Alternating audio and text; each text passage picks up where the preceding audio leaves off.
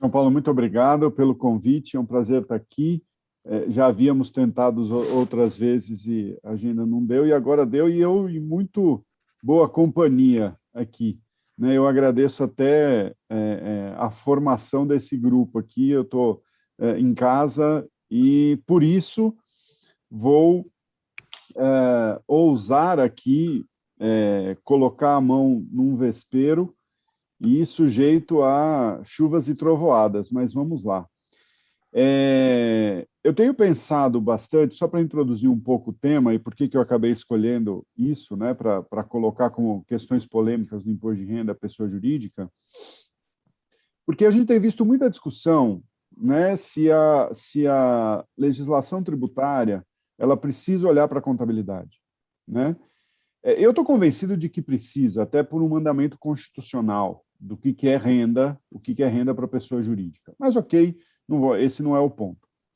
Agora, o que me chamou a atenção também foi a defesa de... E isso me fez lembrar, inclusive, a minha época de Price. Eu lembro de um trabalho que eu fiz sobre o Decreto-Lei 2559, 2445, 2449, PIS-Decretos ainda. Foi um dos primeiros trabalhos que eu fiz na Price, foi apurar uma companhia que tinha tido o trânsito em julgado favorável. E quando eu apurei o valor, ela tinha a pagar. Por quê? Né? Porque a decisão judicial ela recompunha uma situação legislativa que era desfavorável para a empresa. Né? E hoje eu tenho pensado muito nisso também, que nós defendemos muitas vezes algumas teses, algumas ideias, o que eu chamei de estrutura tributária, num artigo que eu publiquei, vou publicar agora, e às vezes a gente não percebe qual é o efeito disso. Né? Então, o que eu estou propondo, eu até chamei, né, de prova dos 9, né, ou 9 fora, para a gente testar, ver se para em pé o que a gente está falando. E às vezes não vai parar em pé. Não é que não vai parar em pé, mas pelo menos a gente vai entender o que está acontecendo. Então, é o advogado tributarista olhar para a contabilidade não só como a origem, né, da base de cálculo, por exemplo, do imposto sobre a renda, mas para ver como que a contabilidade vai tratar aquela estrutura tributária. E aí, para a nossa conversa aqui, eu selecionei duas situações, tem várias, né? Tem várias, eu listei 8 ou 9 aqui, mas eu escolhi duas. Uma que é o incentivo de CMS, depois da Lei 160, e a recuperação judicial, o desconto que é dado no plano de recuperação judicial. Então, eu vou compartilhar aqui, está bastante simples a apresentação.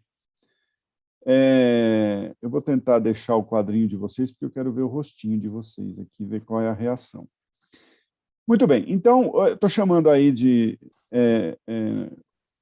prova nos 9, ou teste contábil de algumas questões sobre IRPJ. Então, a primeira questão que se coloca aqui é o seguinte: todo benefício fiscal de ICMS tem natureza de subvenção governamental, especialmente a partir da Lei Complementar 160? Né? E o que a gente tem, assim, tem uma discussão jurídica, tem uma discussão legal de interpretação da Lei Complementar 160, mas tem estudiosos que eu respeito, profissionais que eu respeito bastante, que chegam a dizer que a Lei Complementar 160 criou uma ficção de dizer que todo benefício fiscal é uma subvenção governamental. Então, para enfrentar essa questão, eu fui lá para os razonetes, né? Pedro Anan conhece muito bem, Edmar também, Ana Carolina também conhece muito bem isso. Então, vamos lá. Quando a gente tem a venda de uma mercadoria pura e simples, vamos chegar então lá no ICMS, o que a gente tem, né? Cliente contra receita, né? O ICMS a recolher, reduzindo aqui a receita, e estou tentando tirar a carinha, eu queria ver, mas está me atrapalhando um pouco, como a Ana comentou.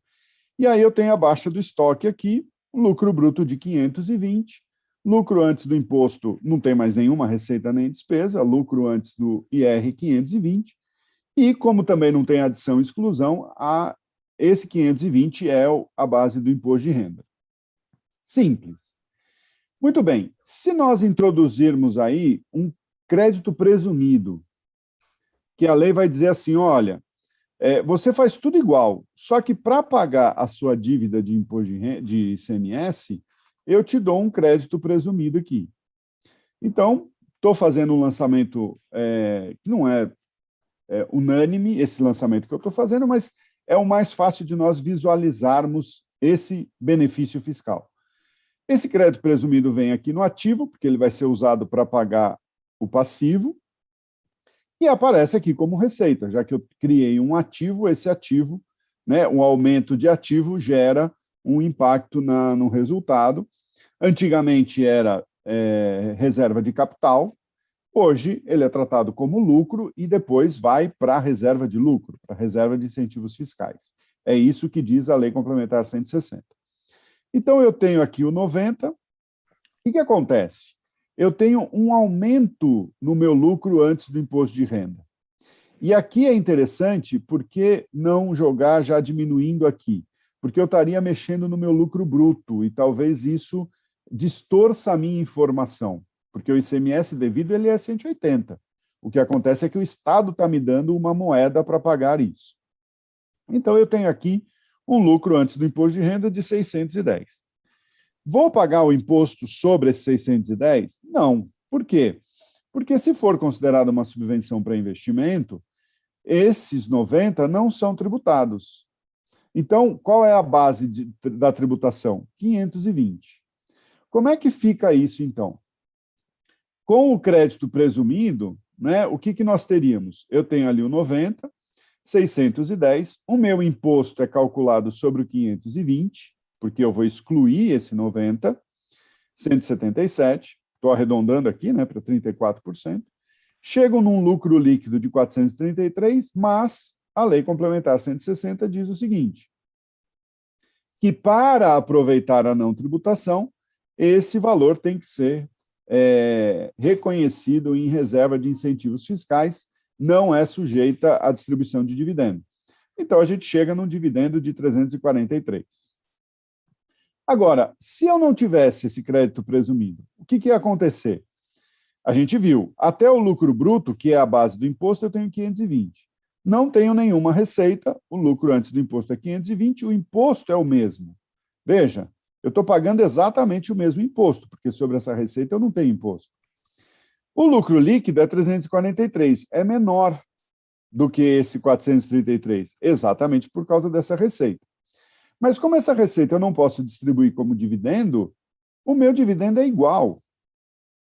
O meu imposto é igual, o meu dividendo é igual. Qual é o efeito desse crédito presumido, então? Liberar caixa.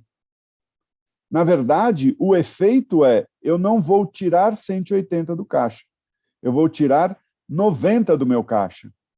Se eu estou preservando o caixa sem, com isso, aumentar o dividendo, esse dinheiro está ficando dentro da empresa. Para quê? Para investimento. Então, aqui está a confirmação de que é efetivamente uma subvenção para investimento. E eu não preciso que esse dinheiro seja carimbado e vá para algum lugar específico, como a Receita Federal queria que acontecesse antes da Lei Complementar 160. Então, a gente percebe que a concessão desse crédito presumido tem um efeito caixa, não tem um efeito lucro e nem um efeito dividendo à luz da Lei Complementar 160. Se a empresa conseguir uma decisão judicial dizendo que esse valor não é tributado e pode ser distribuído, aí eu tenho diferença, porque esse valor vai poder ser distribuído ao sócio. Mas aí nós temos um outro problema. Se o direito financeiro, se a lei de finanças públicas permite distribuir dividendo com base numa subvenção dada pelo governo. Mas aí a gente ampliou um pouco a discussão, não quero entrar muito nisso. Agora vamos para um outro caso, uma mercadoria que é isenta. Normalmente, o que vai acontecer? Essa mercadoria é isenta, por quê? Porque, vou dar um exemplo, o leite em São Paulo. Né? O governo do estado de São Paulo reduziu o leite. Não reduziu a zero, mas vamos imaginar que tivesse reduzido a zero. Por que ele fez isso? Para que ficasse mais barato para o consumidor. Esse benefício ele foi dado não pensando na empresa, mas ele foi dado pensando no consumidor. Então, o que acontece? A nota fiscal da empresa é menor, porque ela não tem ICMS. O custo é o mesmo. O que vai acontecer? Vejam, o lucro é o mesmo. Por quê? Porque não tem ICMS a pagar, mas em contrapartida o preço é mais baixo, porque essa é a finalidade desse incentivo. Muito bem. E se eu quiser colocar essa isenção também aqui como um benefício para pagar aquele ICMS? Então, eu vou ter que registrar o ICMS, porque ele não está na minha contabilidade, ele não existe. Então, eu vou registrar. Mas a minha nota fiscal não foi maior por causa disso, a minha nota fiscal continua a mesma. O que vai acontecer? Eu tenho a receita de venda, tiro o ICMS, vou chegar numa receita líquida de 640, um lucro bruto menor do que eu tinha originalmente, mas eu recupero esse valor com esse ativo aqui da isenção. Volta para os 520. Não mudou nada. Né? Por quê? Porque eu tive que registrar o ICMS a recolher, porque esse ICMS não estava, ele não está destacado na nota, ele não aparece na nota fiscal, ele não está dentro da receita bruta. Pois bem, então vamos comparar. Sem o benefício. Sem o benefício, o que a gente tem? O 820, né, ele já é mais barato, zero de ICMS, custo 300, 520 de lucro, zero de crédito, eu não tenho esse crédito, 520, vou chegar no mesmo que eu tinha antes. Né? Já é a operação original. Agora eu vou colocar o benefício. Para colocar o benefício, eu tenho que colocar o ICMS devido, porque senão não faz sentido. Aí eu tenho o quê? Uma receita líquida menor, um custo é o mesmo, vou ter um lucro bruto menor, e o meu lucro antes do IR, ele se recompõe por conta do incentivo. O imposto realmente vai ser menor. Por quê? Porque o imposto ele vai ser sobre o 340, não sobre os 520, já que esse 180 eu vou excluir da base do meu imposto. Então, o meu imposto é menor, eu estou pagando menos imposto de renda. Chego num lucro líquido de 404, só que eu tenho que destinar esse 180 para incentivos fiscais. Quanto sobra para dividendo? 224. É menor do que eu teria para distribuir de dividendo se eu não tivesse o benefício. Se eu tivesse o benefício, na verdade. Então, vejam, como entender qualquer benefício de CMS como uma subvenção, ele distorce a realidade. Porque se o benefício de CMS ele tem como destinatário o consumidor final, ele é neutro dentro da empresa. Porque a empresa não vai ter, não vai cobrar isso do cliente, a nota fiscal vai ser menor, o preço vai ser menor, por outro lado, ele também não vai pagar. E registrar isso, eu estou tendo um impacto. A menos, de novo, né, que uma ação judicial, e eu não sei se a ação do STJ, o caso, o leading case do STJ permite isso, porque ele fala de crédito presumido, que faz sentido, a menos que a decisão judicial diga que eu não preciso fazer nada disso, eu vou pegar simplesmente o 180 e tirar da base do imposto. Mas aí, eu acho que teria que ter uma decisão judicial que entenda a questão e que diga isso. Bom, o segundo ponto, então, é o desconto concedido. A questão é a seguinte: o desconto concedido pelos credores na aprovação do plano de recuperação judicial é receita, né? A lei nova até tratou desse assunto, e eu vou comentar um pouquinho a lei nova, mas muito pouco também. O que acontece aqui? Eu tenho, o que gera a movimentação da dívida? A dívida está no passivo. Então, se eu estou concedendo um desconto, eu estou dizendo que esse passivo vai ser reduzido. Né? não é aquilo tudo que eu devo. O plano de recuperação diminuiu o meu passivo. Ao diminuir o meu passivo, está aumentando o meu patrimônio líquido. Por quê? Porque o meu patrimônio ele é formado daqueles contratos que a empresa tem a receber, que é o ativo, menos os contratos que a empresa tem que pagar, que é o passivo. Isso é o patrimônio da empresa. E aí eu estou dizendo em linguagem jurídica. O patrimônio da empresa é a soma dos contratos que ela tem a receber, menos a soma dos contratos que ela tem a pagar. Se eu tenho menos contrato a pagar, aumentou meu patrimônio líquido. Então eu tenho, vamos imaginar, um fornecedor de 1.000, um empréstimo de 5.000, um desconto de 40%, eu vou ter um aumento de 2.400 no meu patrimônio líquido. Agora, se isso for registrado como receita, a pergunta é, isso é um lucro sujeito ao imposto de renda e contribuição social? Né? Podemos discutir, porque a gente pode falar, não, isso não decorre da própria operação da empresa, isso não é uma receita nova. Mas vejam, quando o fornecedor registrou isso aqui, esse direito dele, é porque ele me entregou alguma coisa.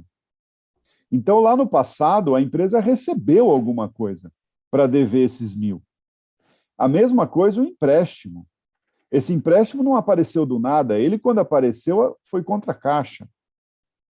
E a empresa, então, recebeu um dinheiro lá atrás que agora ela não vai pagar. Então, estaria sujeito ao imposto de renda? Mas o mais importante que eu acho aqui é o seguinte,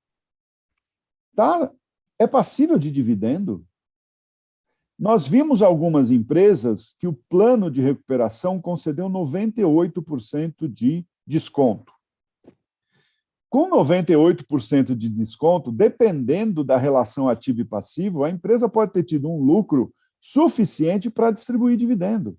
Faz sentido a empresa em recuperação judicial ter um desconto e distribuir dividendo? Ah, Edson, mas a lei nova diz que, inclusive, é crime distribuir dividendo. Sim, distribuir dividendo antes da aprovação do plano. É o que está na lei. Quer dizer que depois da aprovação do plano, que é onde nós vamos ter, que é o momento, né, que é quando, na verdade, nós vamos ter esse efeito, aí eu posso distribuir dividendo. Faz sentido? Então, na minha opinião, isso é uma tese que eu tenho, ou um entendimento que eu tenho, mas que eu gostaria de desenvolver academicamente, é que eu não tive oportunidade ainda, que esses descontos não são receitas, mas eles sequer devem transitar pela demonstração de resultado. Esse desconto deve ir para uma conta de patrimônio líquido, não passível de distribuição de dividendo. Porque não faz o menor sentido. Imagina esse banco que emprestou 5.000, que vai receber 3, ver a empresa distribuindo para o sócio esses 2 que ela teve. Tá? Bom, então, João Paulo, eu quero agradecer a oportunidade de pôr a mão nesse vespeiro, ainda mais numa equipe aqui tão qualificada, e é uma provocação que eu faço. Como eu disse, a gente teria 8, 9 estruturas para fazer essa prova dos 9. Eu achei melhor ficar só nessas 2. Muito obrigado. Obrigado, Edson. Eu estou aqui. Ô Edson, parabéns aí. Pô, sensacional.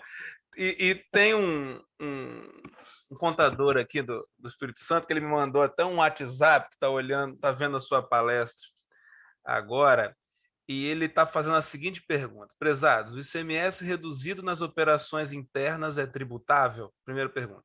Pergunto isso por conta do ICMS já aparecer reduzido no DRE deduções. Posso excluir essa redução da base de cálculo da minha base de IR e ICS? Então, o que acontece é que é o seguinte, não vai ter o passivo, né? O passivo já está menor. Se o passivo já está menor, como é que você vai excluir? Por que você excluiria isso se não teve nenhum efeito? Esse é o ponto que eu coloco. Né? Para você conseguir, porque senão vai ficar torto. A menos que, de novo, como é que é o nome dele, João? Desculpa. Davi. Viu, Davi? A questão aqui é o seguinte, se a empresa tiver uma decisão judicial em que o juiz diga expressamente que essa redução é um benefício e que não é sujeito ao imposto, com base na tese da Regina Helena Costa, na tese não, juiz não tem tese, juiz tem argumento, né? Com base no argumento da ministra Regina Helena Costa de que é uma imunidade recíproca, ok, mas o que acontece, a minha observação aí é quem é o destinatário desse benefício. Se o destinatário é o consumidor final, e Davi, pelo que você está dizendo, se a DRE já vem com ICMS mais baixo, significa que o preço foi menor. Então, o destinatário é o consumidor. Então, se é assim, o ICMS é neutro dentro da empresa. Não cabe na contabilidade como excluir, a menos que, e aí o Davi está certo, se for excluir só prefeito do imposto de renda. Não transita pela contabilidade, mas exclui no imposto de renda. Sem uma decisão judicial, eu acho muito complicado. Pedro. Edson, parabéns aí pelas provocações, muito bacana. Eu gostei você demonstrar na demonstração de resultado, no Razonete, e aí a gente consegue visualizar, claro. Eu gostei muito da da isenção, cara, porque você vendo que não transitando pelo resultado e não tendo efeito, né, e você contabilizando aquilo para poder aproveitar, aí você vê que o benefício que o contribuinte acaba levando, né? Eu achei muito bacana isso aí, realmente eu não tinha parado para pensar. Então, não dá para simplesmente você falar que qualquer incentivo fiscal é subvenção para investimento, né? Então, seguindo nessa linha, a não ser que você faça essa contabilização de sorte a você poder fazer. E é lógico, a Receita não vai gostar, não vai concordar, vai questionar que você está pagando menos imposto, né? E você vai ter que ou ter uma decisão judicial para se proteger, ou você vai ter o dissabor de ter uma atuação fiscal e vai ter que ficar defendendo. E a gente sabe, nessa legislativa é muito difícil isso ter algum tipo de entendimento. E em relação à segunda provocação que você fez da recuperação, né? Eu acho interessante essa linha que você está querendo desenvolver, de tratar isso como se fosse um ajuste de patrimônio líquido, né? Porque ainda mais na situação que a empresa está, que é uma situação diferenciada, não é uma situação normal, né? Ela está numa situação difícil, né? Não faz sentido ela ter uma receita e tributar essa receita, também não faz sentido ela distribuir isso como dividendo, né, para os sócios acionistas, né? Porque ela está se recuperando, né? Então, ela com recuperação não faz sentido fazer essa distribuição. Mas é lógico, né? Se a gente pega um advogado da outra parte que quer realmente forçar uma situação, vai falar, mas a lei permite, a lei, né, te autoriza, então eu vou querer distribuir dividendo, mas paga o credor primeiro, né? Se recupera primeiro para depois beneficiar o acionista, né? Então, isso eu queria colocar. Vamos ver o Edmar, né? O Edmar está... Fala aí, Edmar, também. Vou ouvir a Ana também. Mas tem que ter o som, Edmar. Certo. Vocês não querem ouvir a Ana primeiro, por favor? Vamos, Ana. Vamos dar a palavra para as mulheres, né? Vamos lá. Vocês são gentlemen. Muito obrigada, muito gentil. Não, ia fazer só dois comentários. Um primeiro que eu não sei se é pertinente. Outro dia a gente estava num evento sobre reforma tributária, sobre regressividade, e analisando exatamente o efeito de alíquotas diferenciadas, de regimes diferenciados, mas lá a gente estava falando de IVA e um dos nossos debatedores, ele até levantou alguns estudos que demonstram que os benefícios fiscais, esses regimes diferenciados e alíquotas diferenciadas, não são repassados integralmente para o preço. Então, daí eu fico me perguntando se isso for empiricamente comprovado, se isso faria algum tipo de diferença, talvez um pouquinho no raciocínio. E em relação ao segundo tema, eu acho que uma empresa que está em dificuldade, ela renegocia a sua dívida, tem um desconto, é lamentável ela ter que pagar imposto de renda, concordo, não faria sentido.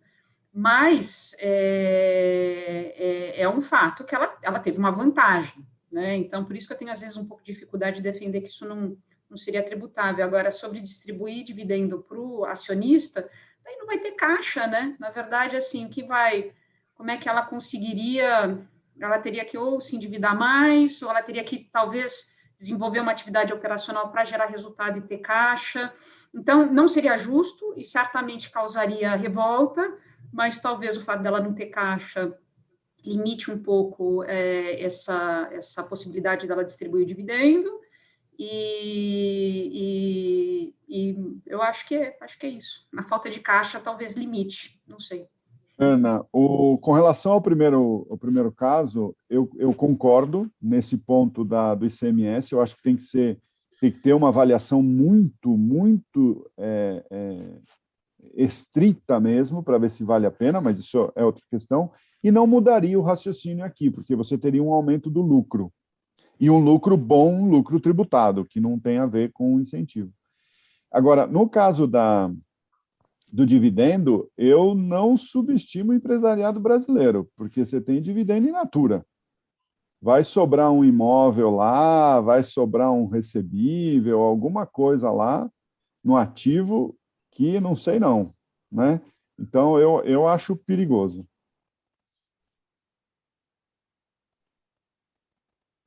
Edmar? Sou eu, então?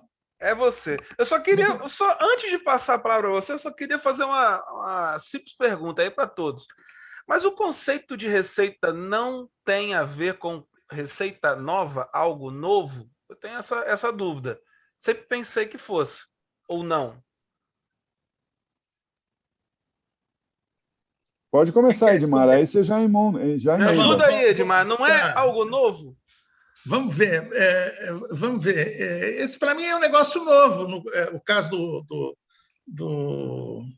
da empresa em recuperação judicial, as extrajudiciais estão fora, né? Mas, enfim, da recuperação judicial, isso, para mim, isso é uma receita nova. Embora não haja o ingresso ocorreu antes. O Edson mostrou isso aí, me parece que eu não vejo problema. Mas, falando desses dois temas, Edson, esse tema de subvenções, ele é um tema complicado, um tema bastante complicado. Nós discutimos esse assunto, eu e o Edson, há 1.200 anos atrás, né? No passado, o Edson diz até que eu briguei com ele. Ele disse que está gravado, que eu briguei com ele. Eu digo que eu não briguei com ele por causa desse assunto. Talvez eu tenha defendido minha posição, pelo menos no meu ponto de vista, né? De uma forma mais enfática, né? Mas, enfim, mas as suas provocações são espetaculares, Edson. Com relação aos incentivos fiscais, né? Eu não vou comentar esses seus exemplos aí, porque eu gosto de falar em prosa, eu não gosto de números, eu não gosto muito de números. E para eu falar isso, eu teria que pegar um por um e ficar perguntando para você. Por exemplo, na segunda lâmina que você colocou, se você coloca o ICMS do negócio do leite, você teria que aumentar o preço, porque o ICMS você teria que comprar, não poderia ser 820, teria que ser 1.000. Mas, enfim, mas eu não quero